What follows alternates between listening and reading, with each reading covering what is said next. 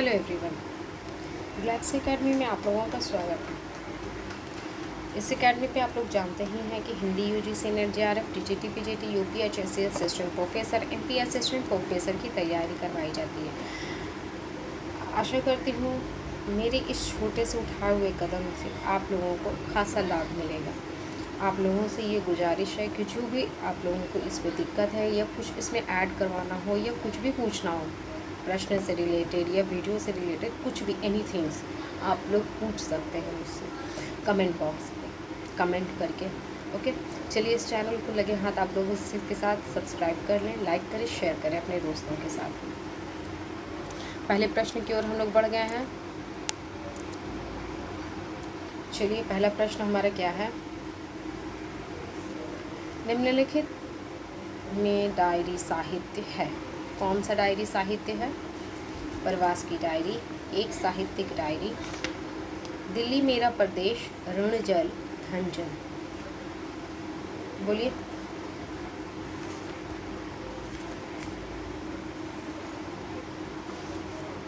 बोलिए बोलिए।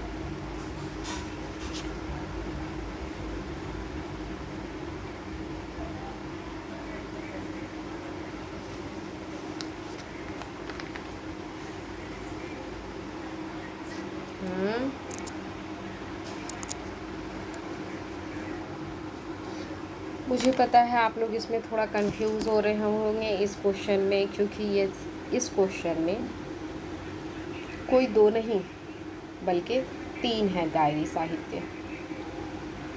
तो इसमें कौन कौन सा है डायरी साहित्य बताइए। तो इसमें डायरी साहित्य आपका ये प्रवास की डायरी,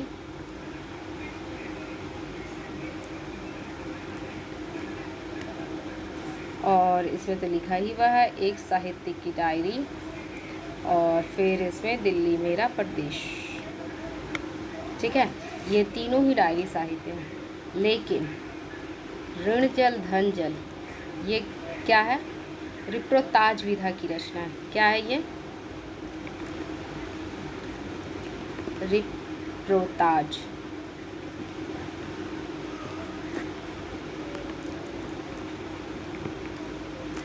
विप्रोताज विधा की रचना है। ये किसकी रचना है ये वैसे जानते हैं आप लोग? अच्छा नहीं लग रहा था ये कलर ना। पाणेश्वर नाथ रेणु जी की है।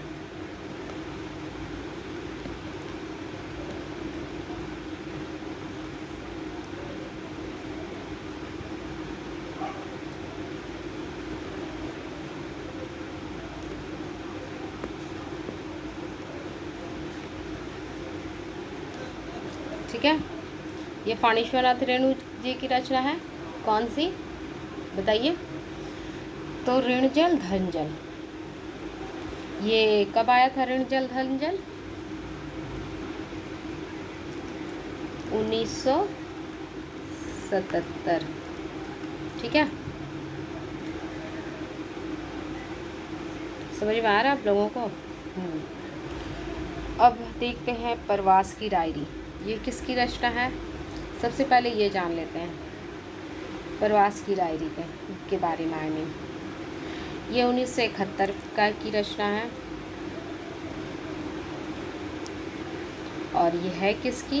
बच्चन जी की, यानी हरिवंश राय बच्चन।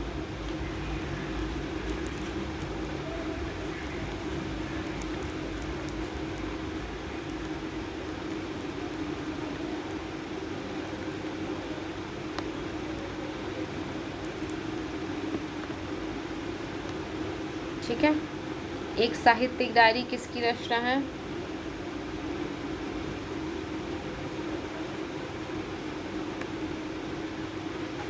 किसकी रचना है? मुक्ति बोध जी की।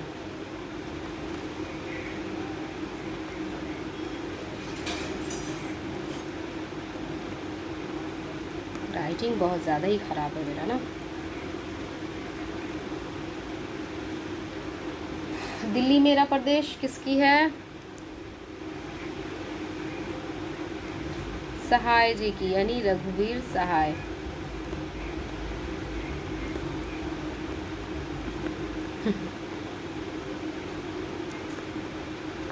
रघुवीर सहाय। ये कब की है? 1900 सॉरी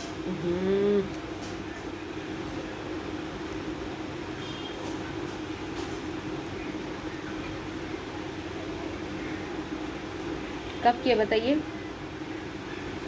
एक्चुअली ये 1900, इसमें एक थोड़ा सा किंवदंती है, 1960 एंड 63 भी कुछ लोग मानते हैं, ठीक है। और एक साहित्यिक डायरी 1964 है, ठीक है। आप लोग याद कर लेंगे तभी आप लोगों को इसका लाभ मिलेगा। नेक्स्ट प्रश्न की ओर बढ़ते हैं हम लोग। क्या हमारा नेक्स्ट प्रश्न?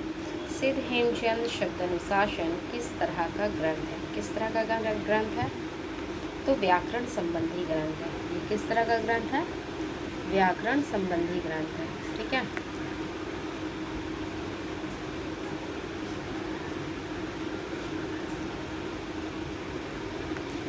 क्या है ये? व्याकरण संबंधी ग्रंथ है। हेमचंद जी की सिर्फ इसमें ये जो है शब्दानुशासन, यानी ये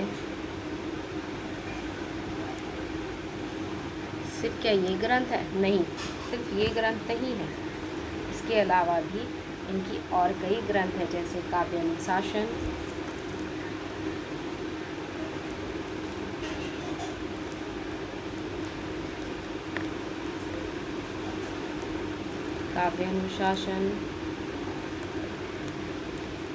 फिर आपका शब्दानुशासन है, ये तो आपको पता ही है। और ये संस्कृत के हैं, ये यानी हेमचंद जी।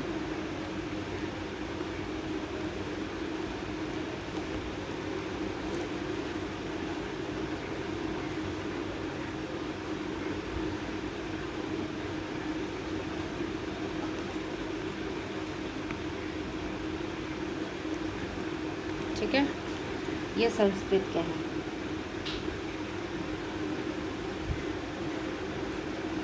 और ये संस्कृत के अंतिम महाव्याकरण और महापंडित थे।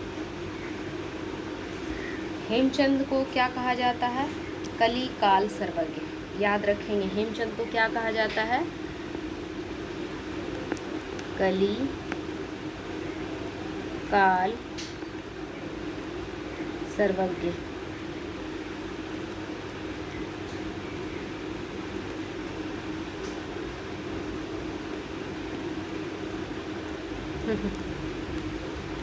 कली काल सर्वज्ञ। मेरा तो शिरो रेखा एकदम डांस कर रहा है कि ये किसे कहा जाता है? हेमचंद जी को कहा जाता है। आप लोग साथ साथ याद करते जाएंगे, क्योंकि इससे भी इस तरह का रिलेटेड प्रश्न पूछते चले जाते हैं, ठीक है। और ये याद रखेंगे कि ये संस्कृत के अंतिम महाव्याकरण, ठीक है। चलिए अब हम लोग नेक्स्ट प्रश्न की ओर बढ़ते हैं। हमारा नेक्स्ट प्रश्न क्या कहता है? तीसरा प्रश्न, उर्वशी के तृतीय अंक के आधार पर कौन से कथन सही है? तो ए शक्तिशाली और दुर्दर्श पुरुष भी सौंदर्यों के कटाक्ष से आहत हो जाते हैं। बी उर्वशी मानवी है। सी उर्वशी कहती है यह देह भाव भ्रांति। पुरूरवा के अनुसार मर्त्य मानव को देवता कहा जाता है। तो ये किसकी रचना है? बोलिए। तो इसका सही उत्तर है डी, ए और सी। इसका सही उत्तर क्या है? ए और सी।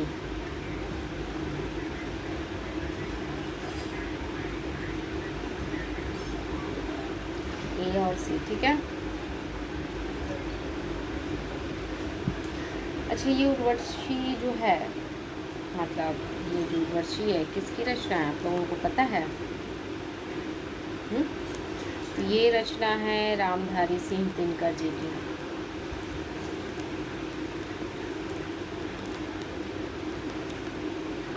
बहुत गंदा लिख रही हूँ मैं।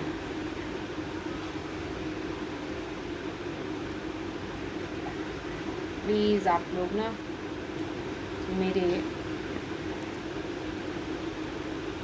बातों पे ध्यान ज़्यादा देंगे। ठीक है, मैं क्या लिख रही हूँ, रामधारी सिंह दिनकर।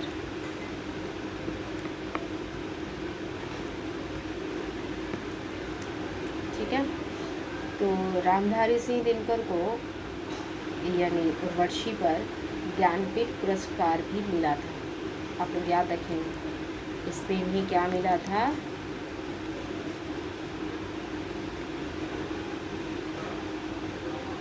ज्ञानपीठ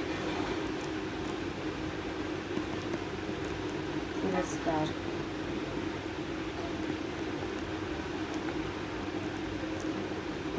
कब मिला था इन्हें, 1972 में।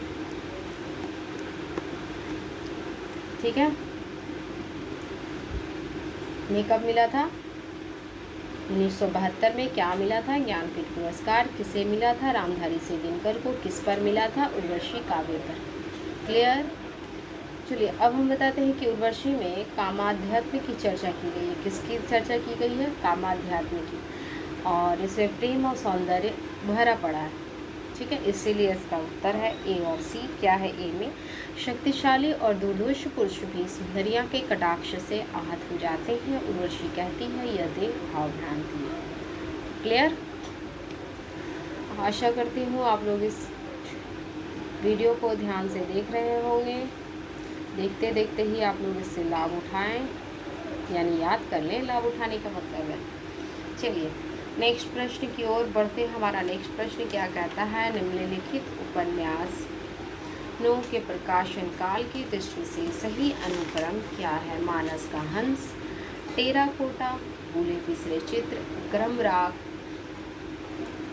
बताइए इसमें कौन सा सही है, जिसका सही उत्तर है सी नंबर।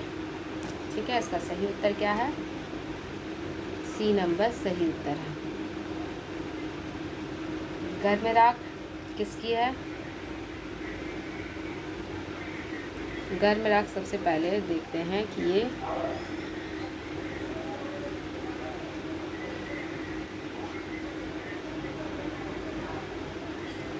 गर्म राग कब की है, वो ये 1957। किसकी है, उपेंद्रनाथ अष्ट।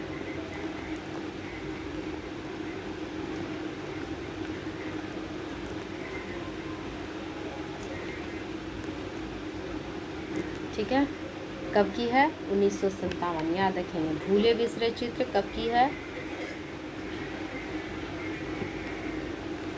भूले बिसरे चित्र 1959। किसकी रचना है, भगवती चरण वर्मा।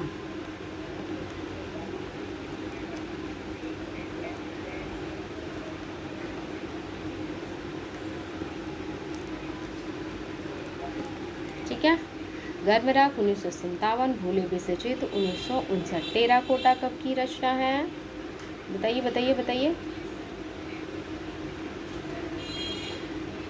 टेराकोटा 1971। यहाँ दिख रहा है मुझे, मैं यहाँ लिखती हूँ, वहाँ लिखने की जगह नहीं है। 1971। ठीक है, टेराकोटा। अच्छा, ये टेराकोटा यानी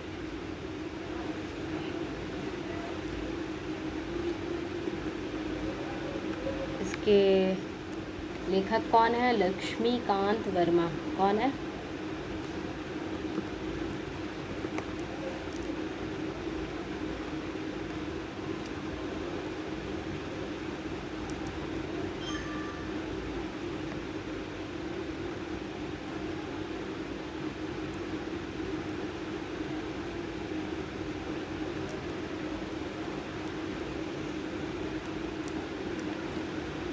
मानस का हंस आप लोग तो जानते ही होंगे। मानस का हंस आप लोग को पढ़ना है भैया, इस यूजीसी नेट में मैं पढ़ाऊँगी।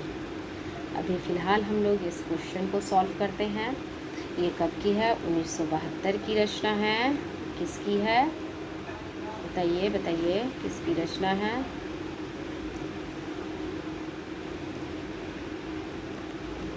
अमृतलाल नागर। बहुत अच्छी उपन्यास है।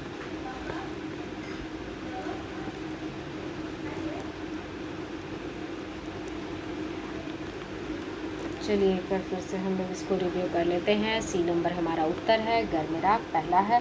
1957 भूले बिसरे चित्र। 1959 भगवती चरण वर्मा टेराकोटा। 1971 लक्ष्मीकांत वर्मा मानस हंस। 1972, ठीक है, ये 72 है, 72 याद रखेंगे।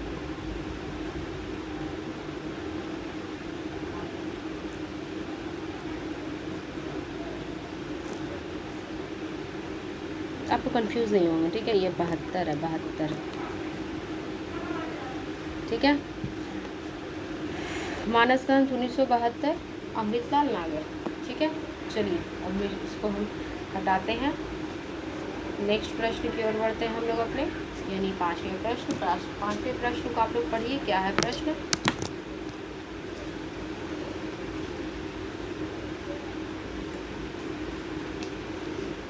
आप लोग पढ़े।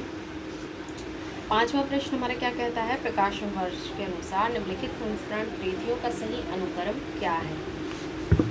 ए स्मृतिकर्ण, लीक अलीक, वन तुलसी की गंध, हम हशमत। बताइए इसमें कौन सा सही है। इसका हमारा सही उत्तर है डी। इसका सही उत्तर क्या हमारा है, डी।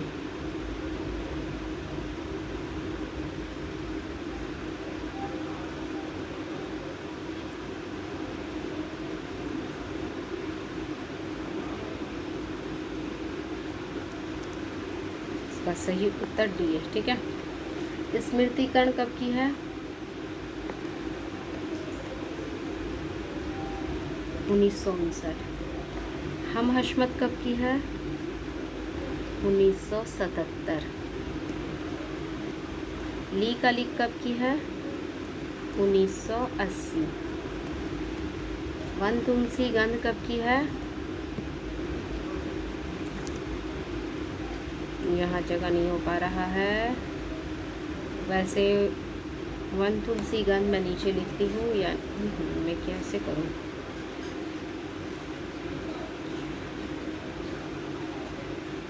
याद रखेंगे आप लोग, डी नंबर है, ठीक है। वन तुलसी गंध मैं यहाँ लिखती हूँ, इसका समय 1984 है, ठीक है। किसकी रचना है ये, रेणु जी की। कौन सी, वन तुलसी गंध, ठीक है। वन तुलसी गंध जो है रेणु जी की है। स्मृतिकर्ण किसकी है, सेठ गोविंद दास।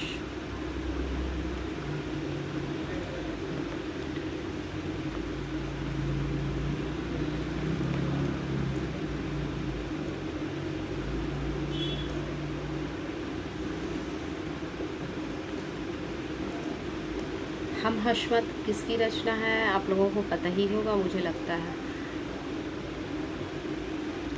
कृष्णा सोबती।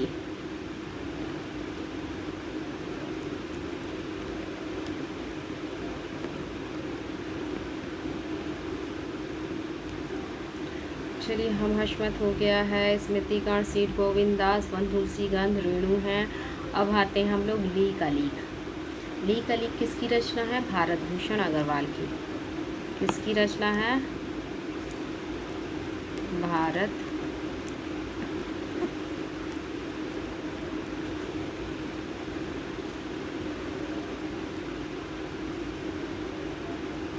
भूषण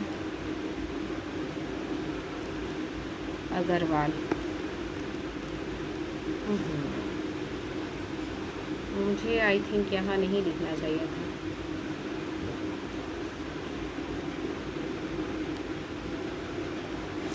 ठीक है, कहाँ लिखूँ मैं, लीक अलीक।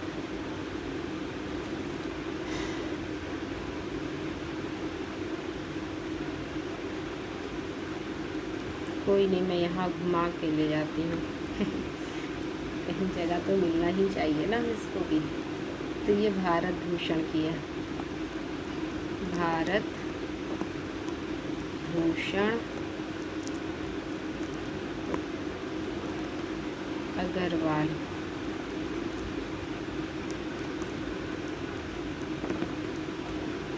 ठीक है, फिर से मैं इसे बोलती हूँ, स्मृतिकर्ण पहला हमारा है 1959, हम हशमत 1977, ली कली 1980 और वन तुलसीगन 1984। स्मृतिगण किसकी रचना है? सेठ गोविंद दास की। हम हशमत कृष्णा सोबती जी की है। ली कली भारत भूषण अग्रवाल। वन तुलसीगन पाणीश्वरनाथ रेणु। क्लियर? चलिए नेक्स्ट प्रश्न की ओर बढ़ते हैं हम लोग अपने छठे प्रश्न की ओर। छठा प्रश्न हमारा क्या कहता है? निम्नलिखित संस्थाओं को उनके प्रवर्तकों के साथ सम्मिलित कीजिए। ब्रह्म समाज, प्रार्थना समाज, थियोसॉफिकल सोसाइटी, सत्य शोधक समाज। इसमें से कौन सा सही होगा? इसमें से हमारा पहले मिलाएंगे तब तो सही होगा। तो ब्रह्म समाज कब की रचना है? सॉरी कब की बोल रहे हैं, कब की बाद में देखेंगे, पहले हम लोग इसकी तैयारी कर लेते हैं। राजा राम मोहन राय जी कहाँ दिखते हैं हमारे? राजा राम मोहन राय, ये हमारे यहाँ हो गए राजा राम मोहन राय। ठीक है। प्रार्थना समाज महादेव गोविंद राणा दे, ये हमारे तीसरे नंबर पे आते हैं। थियोसॉफिकल सोसाइटी ये सब जानता है। एनी बेसेंट, कहाँ गई एनी बेसेंट? 2 नंबर। सत्य शोधक समाज ये किसकी है? महात्मा ज्योतिबा फुले। क्लियर? 1 नंबर। दयानंद सरस्वती की पता है इनकी वो संस्थाएं क्या थी? आर्य समाज। इसमें तो फ़िलहाल नहीं है, मैं फिर भी बता रही हूँ कि आप लोगों को आ जाए, पता हो जाए इसके साथ। आर्य समाज, ठीक है। आर्य समाज आया कब था? 1875 में। ठीक है। ब्रह्म समाज कब आया था? 1828 में।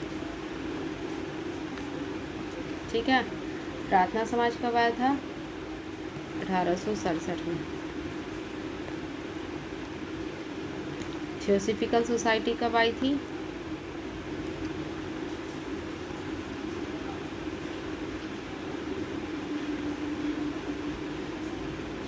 1875 में। सत्य शोधक समाज कब आई थी? 1873 में। तो ब्रह्म समाज 28 यानी 1828, प्रार्थना समाज 1867, थियोसॉफिकल सोसाइटी 1875, सत्य शोधक समाज 1873। ठीक नहीं है क्या 73?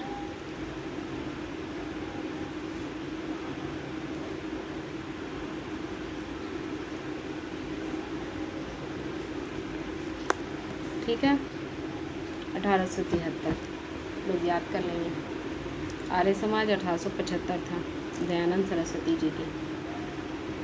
हमारा 7वां प्रश्न क्या बोलता है? हमारा 7वां प्रश्न बोलता है, चेंज कर लेते हैं, बहुत गंदा लग रहा था क्लास ना। निम्नलिखित में से किस कवि का संबंध नवगीत विधा से नहीं है? ठीक है, नवगीत विधा से नहीं है। यहाँ प्रश्न क्या पूछ रहा है? नहीं का।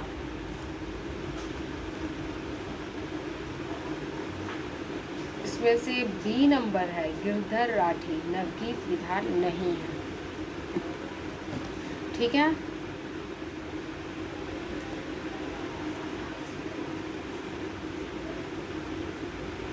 अच्छा, आप लोगों को पता है कि नवगीत विधा किससे शुरू होती है? आरंभ कहाँ से होती है यह परंपरा नवगीत विधा? तो राजेंद्र प्रताप,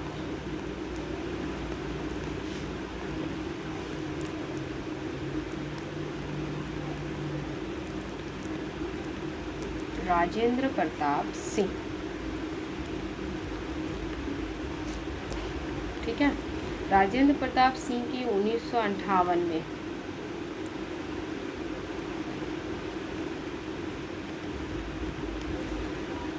गीतांजलि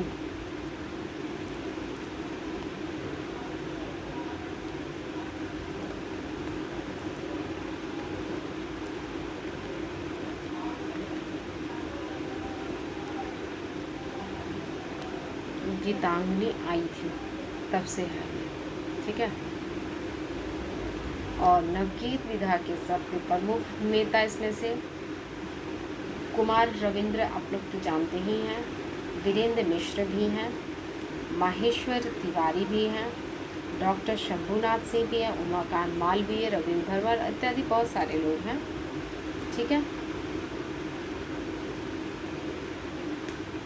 चलिए हम लोग नेक्स्ट प्रश्न की ओर बढ़ते हैं। अपने 8वें प्रश्न, माई न होती बाप न होते कर्म न होता काया, हम नहीं होते तुम नहीं होते कौन कहाँ ते आया, चंद न होता सूर्य न होता पानी पवन मिलाया, शास्त्र न होते वेद न होता कर्म कहाँ ते आया। उपर्युक्त पंक्तियाँ किस कवि की है? कबीर, बी नामदेव, सी रैदास, डी मलुकदास। इसमें से कौन सा है? तो बी नंबर नामदेव। किसकी रचना है ये? सॉरी पंक्ति किसकी है ये? नामदेव की। ठीक है, किसकी पंक्ति है? नामदेव की। नामदेव को आप लोगों को पता है नामदेव को क्या कहा जाता है? विठोबा संत भी कहा जाता है।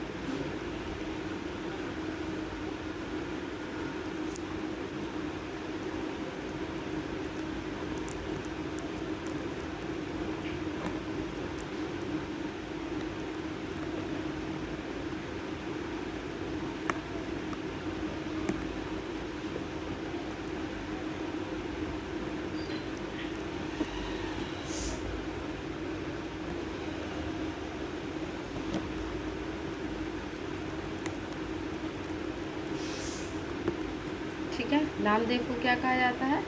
विठोबा संत। ये सगुण और निर्गुण, नामदेव याद रखिएगा, नामदेव क्या है? सगुण और निर्गुण दोनों के संत हैं।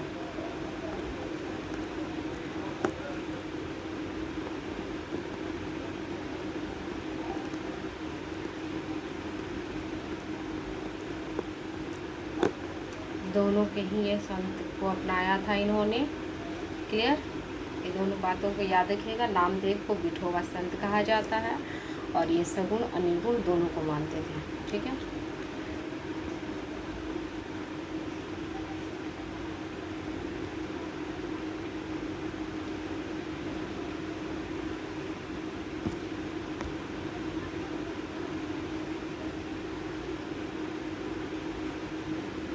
9 नंबर प्रश्न क्या बोलता है? जीवन ऊंचा की खोनी का दरस परस दिन रात करती है कान प्यारे पी को। उपर्युक्त पंक्तियों में आचार्य रामचंद्र शुक्ल ने किस भाव की अभिव्यक्ति मानी है? तो किस भाव की अभिव्यक्ति मानी है? निर्गुण भक्ति भाव की, या सगुण भक्ति भाव की, या असूया भाव की, या दैहिक श्रृंगार की? बताइए किसकी मानी है? इसमें असूया भाव को माना है। किसको माना है? असूया भाव को। असूया भाव को इन्होंने माना है।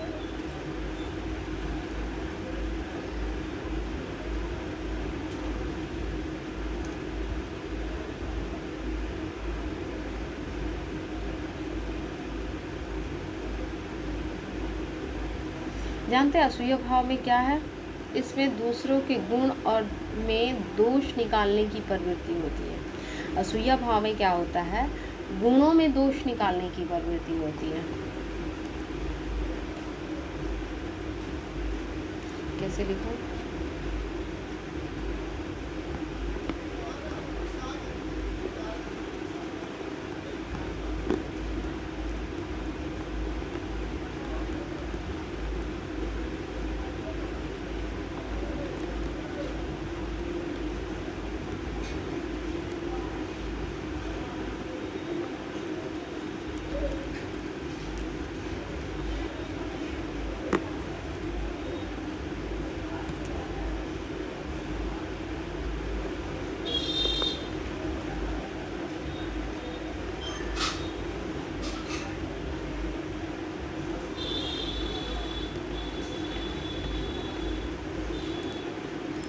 असूया भाव में ये होता है।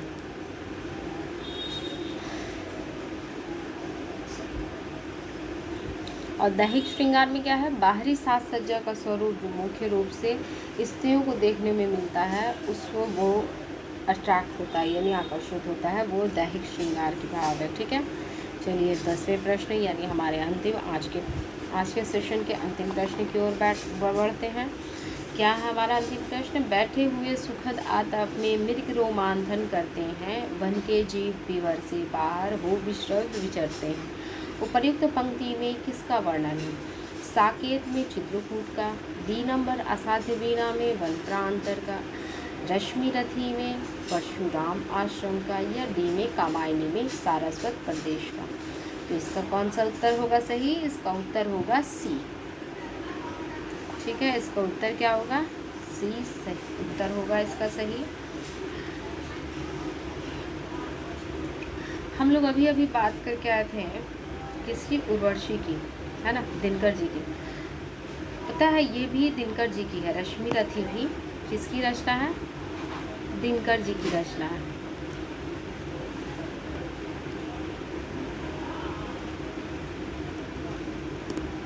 ठीक है, ये भी दिनकर जी की रचना है।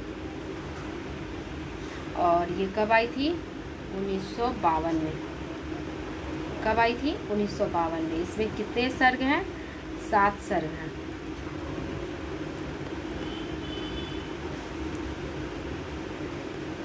ठीक है, इसमें कितने सर्ग हैं, 7 सर्ग हैं, याद रखिएगा।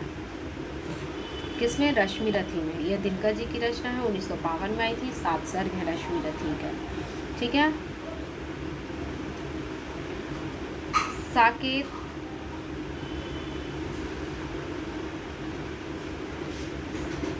अच्छा, रश्मि रथी का मतलब क्या होता है आपको पता है, रश्मि रथी सूर्य का सारथी। क्या होता है,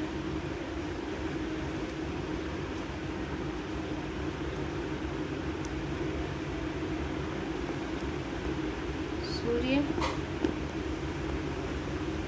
का सारथी। किसका मतलब होता है, इस रश्मि रथी का अर्थ होता है। ठीक है, इस रश्मि रथी का अर्थ क्या होता है, सूर्य का सारथी। और रश्मि रथी किसकी रचना है, दिनकर की। और ये कब आई थी, 1952 में। इसमें कितने सर्ग हैं, 7 सर्ग हैं। ठीक है,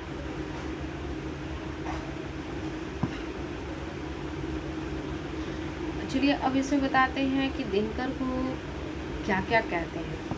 ठीक है, 1 नंबर, दिनकर को अधैर्य का कवि कहते हैं। किसका कवि,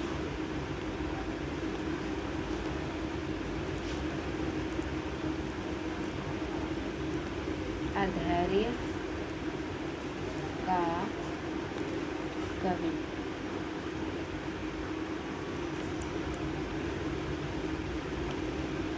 दो नंबर में इसे डिप्टी राष्ट्र कवि भी कहते हैं। इसे क्या कहते हैं,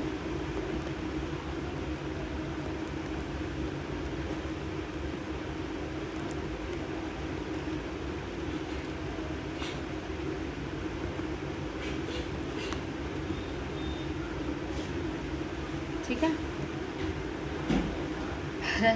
दिनकर जी को क्या क्या कहते हैं, अधैर्य का कवि और डिप्टी राष्ट्र कवि।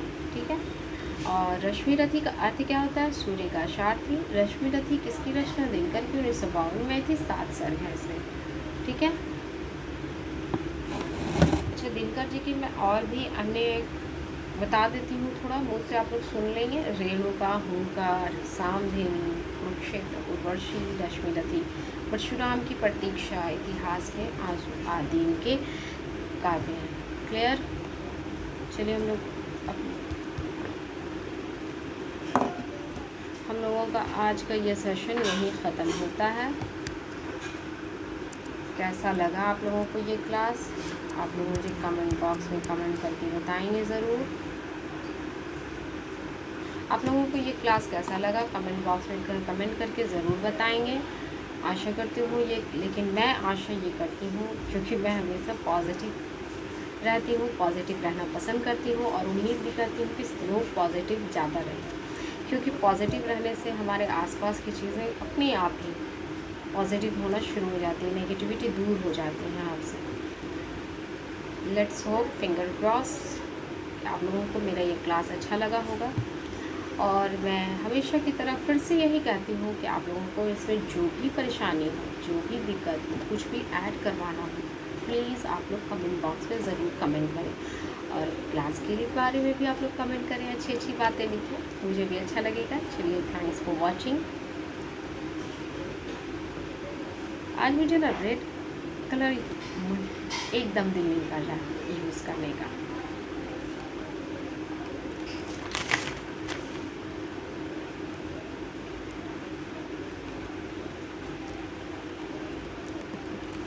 Thanks for watching.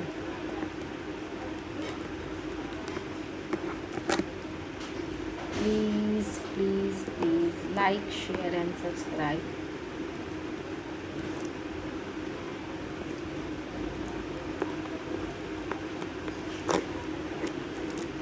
Like, share and subscribe. Bye-bye. खुश रहें, खुशियाँ बांटते रहें।